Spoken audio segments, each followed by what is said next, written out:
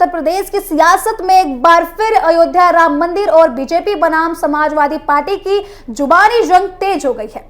प्रयागराज पहुंचे समाजवादी पार्टी के अध्यक्ष अखिलेश यादव ने बीजेपी और योगी सरकार पर कई बड़े हमले बोले हैं। राम मंदिर में कथित चढ़ावा चोरी के मामले को लेकर उन्होंने सरकार का घेराव किया और कहा कि बीजेपी की नजर अब नेशन पर नहीं बल्कि डोनेशन पर है। इतना ही नहीं, उन्होंने यह भी दावा किया है कि इस पूरे मामले के तार महाराष्ट्र और कर्नाटक तक जुड़े हुए हैं।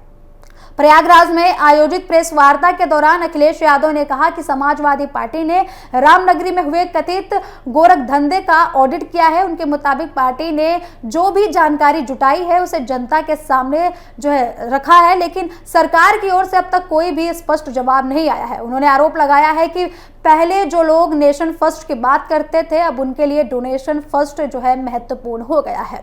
वही राम मंदिर में कथित चढ़ावा चोरी को लेकर अखिलेश यादव ने बीजेपी पर तीखा हमला बोलते हुए कहा है कि आस्था और श्रद्धा के साथ खिलवाड़ हुआ है।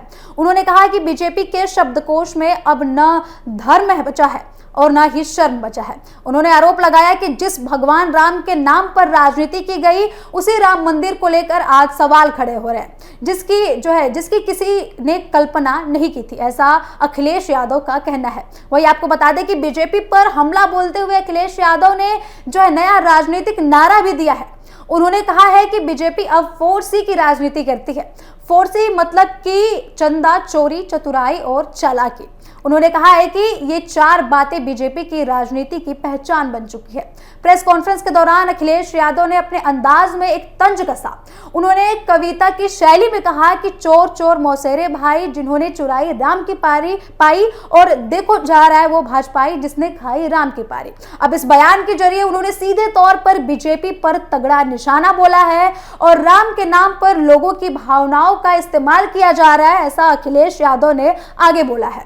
अब इस दौरान पत्रकारों ने जब उनसे सवाल पूछा कि वे राम मंदिर दर्शन के लिए कब जाएंगे, तो इस पर अखिलेश यादव ने जवाब देते हुए कहा कि इटावा में केदारेश्वर मंदिर का निर्माण पूरा होते ही वे अयोध्या जाकर मर्यादा पुरुषोत्तम भगवान श्री राम के दर्शन करेंगे। अब उनके इस बयान के बाद भी राजनीतिक रूप से काफी हलचल मच गई है। इसे राजनीतिक रूप से काफी अहम माना जा रहा है, क्योंकि पिछले लंबे समय से विपक्षी दलों के नेताओं के राम मंदिर जाने को लेकर लगातार सवाल उठ रहे थे। अब राम मंदिर के मुद्दे के अलावा अखिलेश यादव ने पेपर लीक और परीक्षा भर्ती जैसे एग्जाम्स पर भी जोरों शोरों से सवाल उठाया है। उन्होंने कहा है कि उत्तर प्रदेश में लगातार पेपर लीक की घटनाएं सामने आ रही हैं और अब महाराष्ट्र में भी ऐसी घटना हुई है। उन्होंने आरोप लगाया है कि बीजेपी का पेपर लीक मॉडल युवाओं के भविष्य के साथ खिलवाड़ कर रहा है। उन्होंने शिक्षक भर्ती का भी मुद्दा उठाते हुए कहा कि ओबीसी और SC/ST वर्ग को संविधान के मुताबिक जितना प्रतिनिधित्व मिलना चाहिए था उतना नहीं मिला। अब संविधान के मुद्दे पर भी अखिलेश यादव ने बीजेपी का घेराव किया है।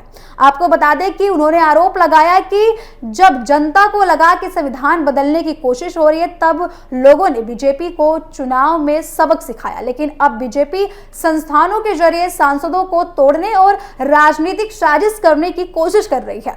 उन्होंने कहा कि देश की जनता ऐसी किसी भी कोशिश को स्वीकार नहीं करेगी। प्रयागराज दौरे के दौरान अखिलेश यादव ने पार्टी नेताओं और कार्यकर्ताओं से भी मुलाकात की। कुल मिलाकर प्रयागराज से अखिलेश यादव ने राम मंदिर, कथित चढ़ावा चोरी, पेपर लीक, शिक्षा भर्ती, आरक्षण और संविधान जैसे कई बड़े और अहम मुद्दे पर बीजेपी सरकार का घेराव किया और पूरी कोशिश की बीजेपी सरकार को टारगेट करने का।